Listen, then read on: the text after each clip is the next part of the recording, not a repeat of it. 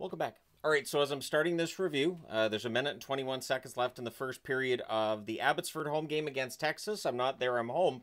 Just using that as an example of why I stay home and watch this, because otherwise, it's 2.5 hours from now I start watching, and I mean, when you already know the result, right? And there's no way to stay away from a result. There just isn't. Now, when you're in a building full of people, there just isn't, especially when they know who you are, which, in my case, there's a lot of people that'll come over. So I'll be able to go to the game on Saturday.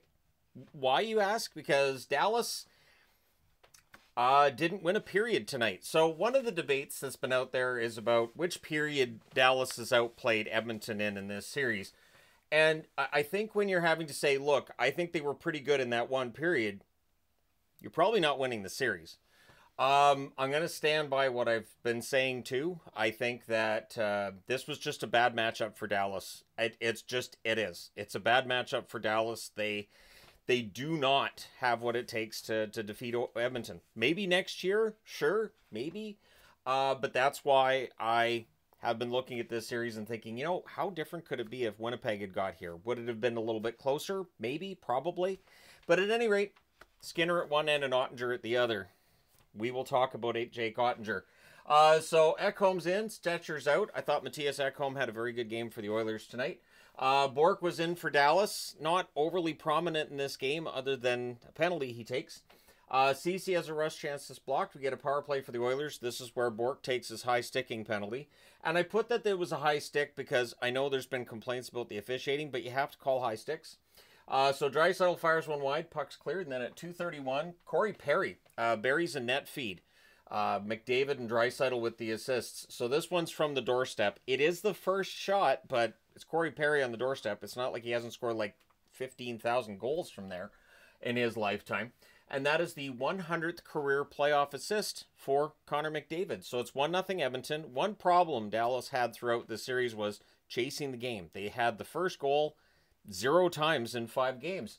The Oilers look for another. Johnston has a rush that's defended. Bouchard to Kane near miss. The shots are 2-1 for Dallas. 6.5 minutes in. Crowd's pretty darn quiet. Wallman has a wrister deflect wide. And then at 7:09, brutal line change by Dallas helps to set this up. Nobody's back defensively to cover. And it's a fast break goal for Janmark. Arvidsson and Wallman with the assists. Wallmark, how far back am I going for that? Wallman with the secondary assist. And it's 5-hole. But it's a fast break goal, and I don't know what Ottinger's supposed to do here. So Pete DeBoer calls a timeout. I agree. And then he yelled at Ottinger that he was out. I disagree. Ottinger was going back to the net. Otter's their starter, and I understand that Otter didn't necessarily have a good game in that was only the second shot and was the second goal. But for people who've been saying throughout the playoffs that DeBoer should be out as coach, I thought it was an emotional decision that he made there. In fact, I thought emotionally it got away from him a little bit there in the first period, and that absolutely costs you.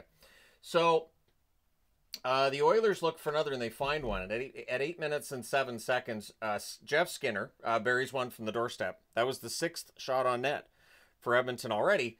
In that it was only 58 seconds after they had 2 shots. Now they got 6. Henrique and Frederick with the assists. So at 8:07 of the first period, it's 3-0 Edmonton, and I'm already texting my wife. I don't think I'm going to need to worry about Saturday and whether or not I'm going to stay home to watch a game. Obviously, I felt at that point, yeah, Edmonton's not allowing 4. And that's all I kept thinking was Edmonton's not allowing 4 tonight. So Janmark nearly adds another. McDavid has a slot shot that's held. The Stars press with 9 minutes left. And at 11:40, Robertson goes posting in. Johnston with the assist. That's on a turnover. And so at that point, it's like maybe. It's 3-1, maybe, right? Dallas has got themselves back into the game, maybe. Steele with a high stick gives the Oilers a power play. So this was the second and final power play for Edmonton tonight. Both of them are high sticks. You absolutely have to call high sticks.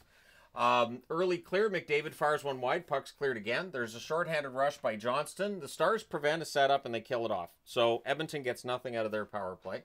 Kapanen's denied, the Stars rush. Lots of cross-checks during board battles in the Dallas zone, and I was like, okay, so cross-checks aren't penalties tonight. Good to know. And I'm talking like full two-handed, just in the corner, and down like this too, right onto the right in here. look painful. But at any rate, they're not penalties tonight. The fans call a trip. The referee doesn't, so he's told that he sucks.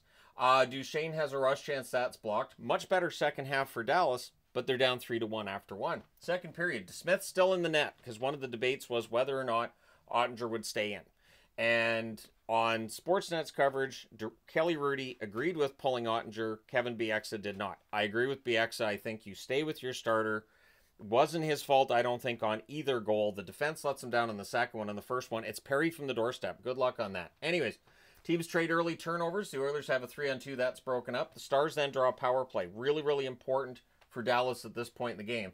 Rantanen has a shot that's blocked and cleared. Harley has a shot that's blocked and cleared as well. The power play's killed off. No shots reached the net, and there's no momentum for Dallas coming out of that. Kane has a wraparound chance that's held. The Oilers press at 5 minutes. Harley has a backhander that goes wide. The Oilers rush. Draisaitl's denied as DeSmith's looking to bail out DeBoer here. Pete DeBoer making this pretty ballsy decision to switch goalies, and DeSmith at this stage playing pretty well.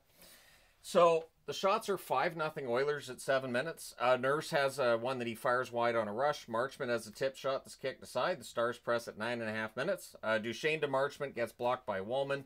Bork can't bury one in close. The Oilers get pinned down and they take a penalty. So this is that, again, this is that opportunity, right? Dallas down by 2. There's an early clear. Rantanen's denied. And then at 12:27, Roope hints. Roofs one from the slot, makes it 3-2. The assist to Johnston and Harley. Meaning that now dismissed the goalie of record because he allowed the third goal, and now Dallas has 2. That means the goalie that would take the loss here becomes DeSmith. The teams trade rushes. Ben has a net feed that's picked off, and then at 14:28, when you see 97 barreling down on you as a goaltender, you just got to be like, well, I hope he falls down. He didn't, and he buried it. McDavid buries one on a breakaway from Ekholm. So there's Matthias Ekholm on the board. And that makes the score 4-2 in favor of the Edmonton Oilers. So Dallas gets within 1. The Oilers answer 2 minutes and 1 second later. Stars press with 4 minutes left. McDavid has a shot that goes through to Smith, but Rantanen clears it before any Oiler can get anywhere near it. And it stays 4-2 after the second period. Third period. 4 third period comebacks for Dallas in these playoffs. So maybe, right? And 38 seconds in, Robertson. He scores from Rantanen and Harley. This was a bad goal. It's 5-hole from a distance, so that's one that Skinner really needs to save. A bit of an oof there, so that makes it a 4-3 score. Stars then look to tie it. Arvidsson has a rush chance that's blocked, and then at 3:21, this is why you throw the puck at the net. Kane just throws it at the net, and it goes in off Lindell's skate. So Kane gets credited with a goal, his 5th of the playoffs. Draisaitl and Wallman with the assist. So Jake Wallman had himself a bit of a game tonight, had a couple of helpers, and suddenly it's 5-3, and that takes all the excitement out of the Dallas crowd. Mostly anyways. The Stars would press to respond. The shots are 4-2 for Dallas at 4.5 minutes. The Oilers press at 5 minutes. Ben has a sharp angle shot that's held. Stars press at 9 minutes. The Oilers, though, they're blocking. They do ice the puck, so that's one thing to keep an eye on. But it's bend, don't break defense by the Oilers. Dallas had the puck in Edmonton's zone a lot. This is why I never cover offensive zone time, and I don't even analyze it, because offensive zone time doesn't necessarily mean a lot when a team's letting you have the puck in the offensive zone. They're not giving you a path to the net. They're keeping it to the outside. You don't do any damage out there. So Johnston to Ben, near miss. Petrovic has a one-timer that's held. We get some pushing. The fans call one. The referee does not. Rantanen beats out an icing, and then the Stars guilty of an icing with 3:14 left.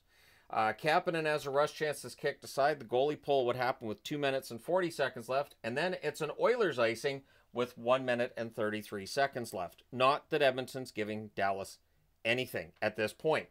And I will say I got a kick out of this too. There were 2, and I'm just saying what I saw on my TV, 2 Oiler fans amongst the sea of Dallas fans in the zone behind the empty net for Dallas. And they are just bouncing up and down in the final minute of the period. And I did find that kind of entertaining, because it's just the sea of Dallas fans and 2 people in Oilers jerseys bouncing around. So if that's you, I saw you. But yeah, so at 19:49, Kapanen really ends this, gets the 6-3 goal into the empty net. And that's your final score. Edmonton wins this series 4-1. So we have our rematch for the Stanley Cup final. I will be previewing that final tomorrow. So we'll take a look at that final, and we get that rematch. For Dallas, they led no minutes and no seconds from games 2 through 5 in this series. This was a massive mismatch, and Dallas is out. So the shots on net also reflect it. 9-7 Oilers in the first, 9-6 Oilers in the second, 5-4 for Edmonton in the third. 4 shots in the third period for Dallas in Game 4. 4 shots for Dallas in the third period in Game 5. And that, I think, is where we can ask the question about Pete DeBoer's job, because when Dallas needed to come up with those big moments, it wasn't there in back-to-back games. They weren't even getting to the net. Power plays, both teams go 1 for 2. The hits, 45-41 for the Oilers. So they outshot Dallas, kept them to 17 shots at home in an elimination game, and they outhit them as well. Skinner, 14 saves on 17 shots. I didn't think he was great tonight, but didn't have to be. He only faced 17 shots. Ottinger saves 0 out of 2, and DeSmith saves 17 out of 20. So Dallas' season is done.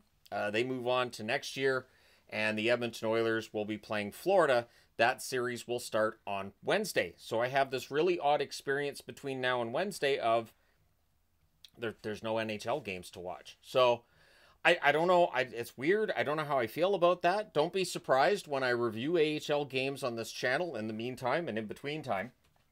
And that's it for another edition of Stampede Wrestling. But, yeah, the Oilers are in the final. So congratulations to the Oilers. They were the better team. One thing I will say is you can't look back at this series and say, well, I mean, they won, but... No. This was the better team won, and the series is now finished. So Dallas has to figure out what they have to fix for next year. The good news being Dallas, a lot of their players are in their prime or very young, and some of the veterans have expiring contracts. So we'll talk about Dallas over the next couple of days. We'll be talking about Carolina tomorrow. I always leave an extra day after a team gets eliminated because it feels like the wound's a little fresh the day after. So, yeah, a couple days from now we'll talk about Dallas. But let me know your thoughts in the comments section below as always. Don't forget to hit like and subscribe in the event you may not have done so already. Thank you guys so much for all your support. And yep, that means that a team I root for will not win the Stanley Cup for the 44th year out of 45 that I have watched the Stanley Cup playoffs. So it's something. And don't mention Boston because they beat Vancouver, and I wanted Vancouver to win that final. So there you go. But thank you guys so much for all your support. I will talk to you again soon.